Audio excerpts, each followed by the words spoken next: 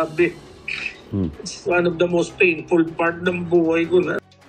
Tamalikad ako kasi ayoko makita na ito na umiyak ako.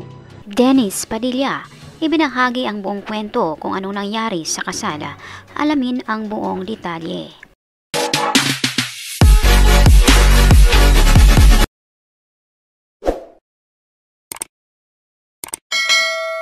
Magandang araw mga kaibigan, welcome back to our YouTube channel, Be Truth. Sa isang interview ng Showbiz Insider na si OG Diaz, ibinahagi niya ang kanilang pag-uusap ni Dennis Padilla patungkol sa kung anong nangyari bago ang kasal at mismo sa kasal din. Isa sa highlights na ibinahagi ni Dennis Padilla ang pag-witness ng kasal mismo sa kanyang anak na hindi umano siya ang tumatayo bilang ama. At ito daw ang pinakamasakit sa buong buhay niya. Na ayon kay Dennis, may mga sinabi din daw si Claudia bago pa ito ikasal. Ang sinabi rin umano niya na gusto niyang magkaroon ng invitation, subalit hindi rin umano siya binigyan. Excited para umano sila dahil anak niya ang ikasal. Nauna na di umano sila sa simbahan kasama ang kanyang kapatid at kanyang ina. Subalit pagdaan umano ng ilang minuto, nagsidatingan na ang lahat. At nagtanong na rin sila sa kanilang event organizer kung saan nga ba sila uupo. Subalit sinabi lang umano na pwede sa ninong. Ayaw umano ni Dennis makigulo sa ninong area, kaya napagdesisyon na nila ng magkapatid at ina na sa likuran na lamang umupo. Tumulo umano ang kanyang luha habang nakikita niya ang kanyang anak na naglalakad patungo sa altar na hindi siya kasama.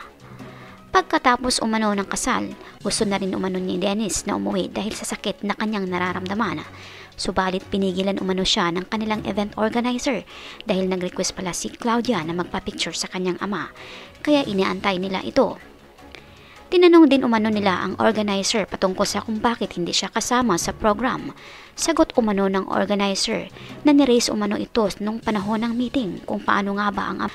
Ayon sa organizer, dama umano niya ang sakit bilang ama at naintindihan niya, subalit wala siyang magagawa dahil yun daw po ang advice ng kanyang kliyente. Bukod pa sa ibinahagi ni Dennis na hindi rin pala invited si Claudine at Gretchen Barito sa kasal ni Claudia. Kaya labis di umano itong nasaktan si Claudine dahil hindi siya kasali dito. Ayon din sa sinabi ni Dennis na mukhang napapagod na raw siya dahil sa pangyayaring ito. Mga kaibigan, pakinggan ang buong salaysay ni Dennis Padilla patungkol sa kasal ni Claudia sa interview ni OG Diaz. Maraming salamat po. So mga kaibigan, dahil po meron tayong dalawang recent na commentator sa ating channel, ay mag-shoutout po tayo at the same time babasahin po natin dahil dalawa lang naman po sila.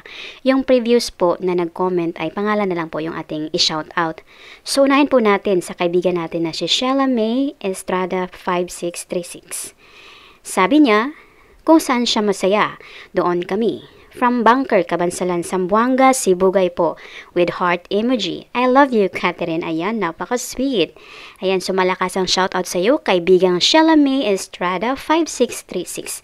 Ayan, she's from Bunker, Cabansalan, Zamboanga, Sibugay. Ayan. So yung pangalawa, basahin natin, ay galing po ito kay kaibigang Vicky Paradena 2487. Sabi niya dito, napanood ko sa isang vlog na si Doc Kenneth. May family na pala siya. Bakit inuugnay pa kay Catherine? Bakit pa pinag-uusapan pa?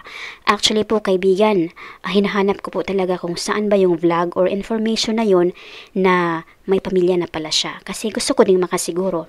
Unfortunately, hindi ko talaga nahanap today.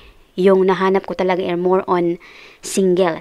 At saka, doon sa section ng papa niya, na nag-message. May isang fans doon ni Katrina nagtanong kung single nga ba daw si Doc Kenneth. At yung sagot ng kanyang ama na si Edwin Hison ay single daw. At tinitingnan ko din yung mga comment talaga kung talagang hindi ba fake. Talagang totoo nga. So, but I'm not sure ha. We will see pa rin kaibigan ay nag-observe pa rin ako, nagsisearch pa rin ako kung totoo nga ba talaga na may pamilya? Kasi base po sa aking na-research today, ano po ay single daw talaga. But di bali po, sisiguraduhin po natin mag-search po muna ako more Baka tama po kayo, kaibigan na Vicky Paradena. Ayan, so malakas ang shoutout sa iyo, kaibigang Vicky Paradena 2487. Malakasang palakpak po sa inyong lahat. Marami pong salamat sa inyong pagbibisita at pag-effort na rin na magkomento. Pasalamatan din po namin kayong lahat naming minamahal na viewers. Nag-comment man po kayo o hindi, na-appreciate po namin ang inyong pagbibisita. Taos puso po naming pinapasalamatan ang inyong ibinahaging oras upang mabisita ang aming munting channel. Saan man po kayo naroroon, mag-ingat po kayo lagi. Malakasang palakpak po sa inyong lahat. God bless us po at maraming salamat.